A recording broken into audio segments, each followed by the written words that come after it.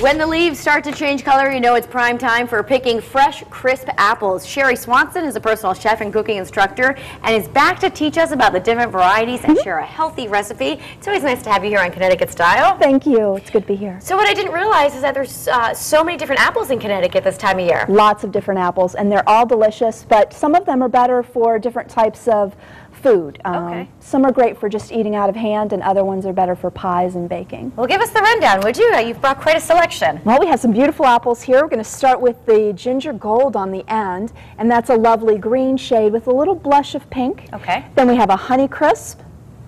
Then our Cortland, which is one of my favorites. I like the Cortland because it stays white. It doesn't oxidize and turn brown like most apples, so it's great for salads.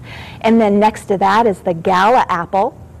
And then the Macone, and then the quintessential apple of New England is a Macintosh. Yeah, that's pretty easy to find right about now, I would say. Exactly. And I can tell you, I made an apple crisp with that, and it didn't work out too well. It was mushy, so I probably should have went with a different variety, right? Exactly, yes. That's a great one for apple sauce because when you cook it, it breaks down.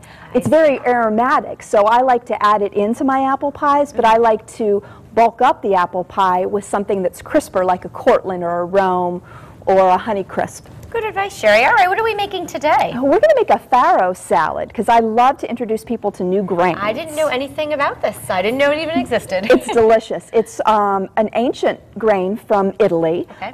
We're growing some in this country as well. And it's really kind of nutty. It has a nice tooth to it, so it's great for a grain salad that you want to make ahead. And all you do is cook it just like you would rice. Okay. You'll cover it with water, you'll bring it to a simmer, you'll cook it for about 20 to 30 minutes depending on the variety. Okay. And then you cool it off, and here we have it done. And so it really expands, doesn't it? Exactly, okay. Exactly. It's a great whole grain, so it's a great new grain to add to your diet.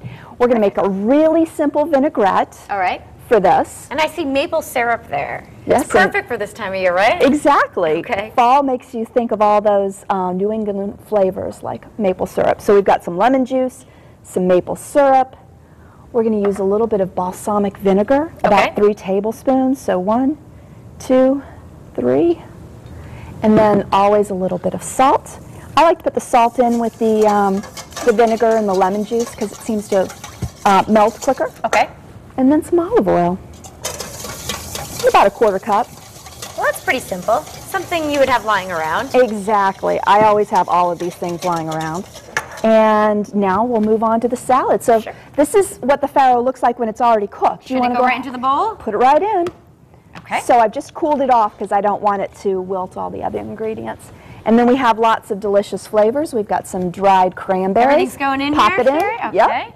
We've got some diced carrot. About how much of the carrots and the cranberries? About a cup of each.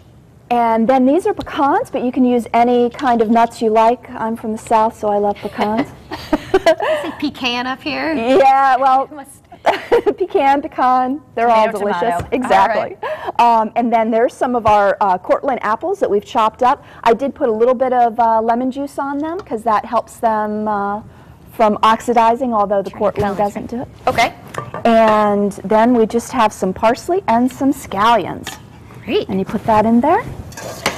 Shall I mix? Yeah, I'll put a little bit of dressing on there. Okay.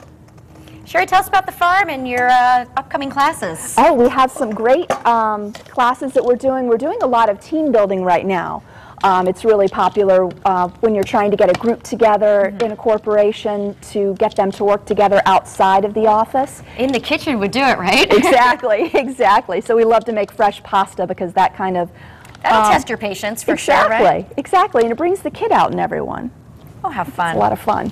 All right. So this is a really great thing to make on, say, a Sunday night as a side, and then make lots of extra so that you can have it all during the week for lunch. It's a perfect lunch. If you want to add a little bit of grilled chicken or rotisserie chicken, that would be great. A little bit of shrimp would be nice.